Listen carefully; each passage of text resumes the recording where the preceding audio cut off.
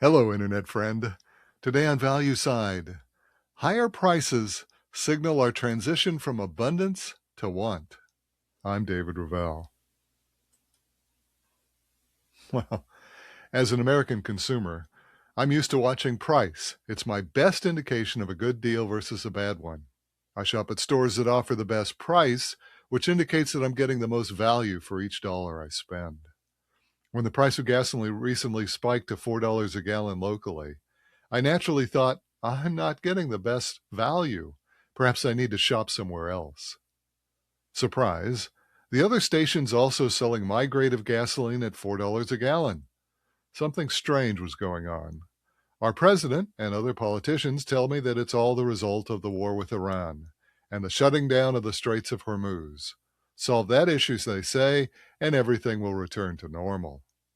At least, that's how things have always worked in modern America. After all, we live in the most advanced consumer society ever. Prices of all kinds, from financial assets to food, other consumer items, and real estate, and yes, even gasoline, are flashed across my internet device in an instant.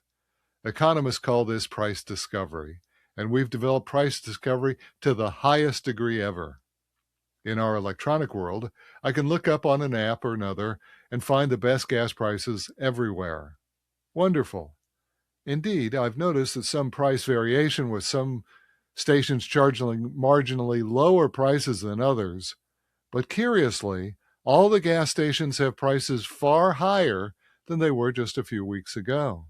No matter where I look, gasoline prices are higher and seem to be climbing almost daily. Okay, this is likely a short-term phenomenon, I think. It's like the price of orange juice when Florida has a freeze. It happens every couple of years.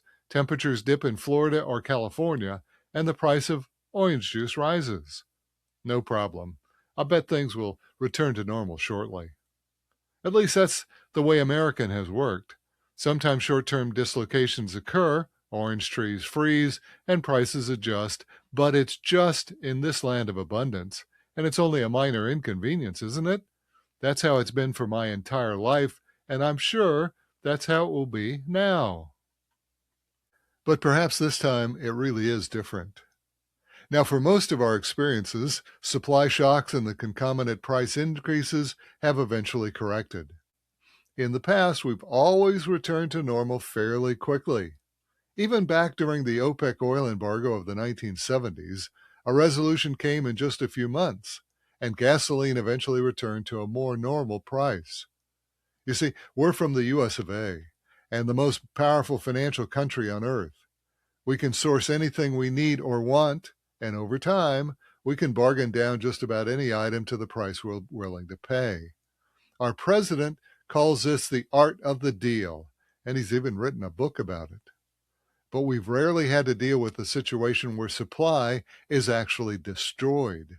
Obliterated, as the president likes to say, and that's what he's done to the oil fields and infrastructures of Iran. In the past, the world was our oyster. There were millions of workers around the planet who wanted nothing more than US dollars for the goods and services they produced. Third world countries and others who will do just about anything to secure that Yankee cash. What's more, we've even developed a system to borrow money from their governments so that we can purchase even more of those cheap goods offshore. It's a wonderful, closed system that has chiefly benefited us.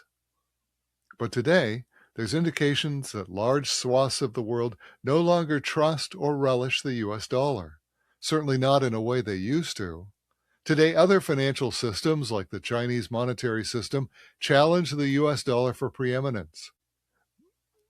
Notice that Iran is now accepting tolls for the Hormuz Strait, but tolls paid in the Chinese yuan and not the US dollar.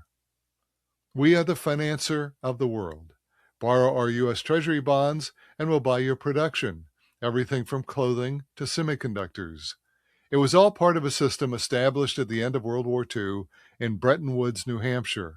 It squarely placed the United States at the heart of the global finance, and it gave us tremendous advantage over the rest of the world. But little by little, that system has been eroding. Now other countries which have goods and products that we cherish have begun competing with us as consumers. Places like Japan, Europe, and especially China are now able to step up to the counter and bid for the same items we might want to buy.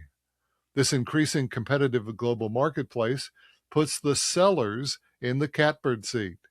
Currently, the conflict in the Middle East has created an oil shortage, one that's certain to increase over time.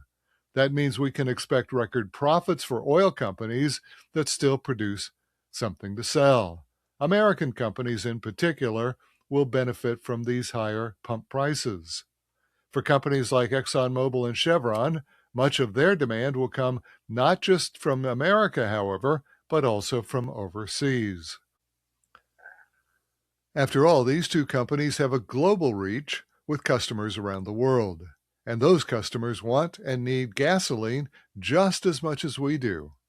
That's why, when we step up to the gas pump, we're not just competing with our fellow Americans, but also with customers from around the world. In a global marketplace, when supply is cut, as in today's Hormuz Strait reduction, prices rise worldwide. It's also why the recent shibboleth, floated by some that America produces all the oil we need and therefore we won't experience any shortage, is not valid. That's a 19th century perspective that went out with the Industrial Revolution. Today, we live in a global economy, one that we've been the chief beneficiary of. I'm sorry to report that America will not be immune to the coming supply chain shortages. Of course, transportation is the most fundamental element of a global trade. Higher freight costs will be passed onto our shore shelves immediately. Trucks, ships, and planes mainly move because of petroleum. Even many of our electric vehicles utilize power produced by carbon-based generation. Throughout history, a price hike, like the one we're experiencing now, has always indicated either an increase in demand or a decrease in supply. The current gasoline price hike is a direct result of the Iran war and its reduced supply. That's what gas prices are telling us now. Those higher prices will not go away anytime soon. And that's today's Value Side. For all of our articles and podcasts, visit valueside.com. I'm David Ravel. ValueSide is independently written and researched. The views expressed are strictly my own.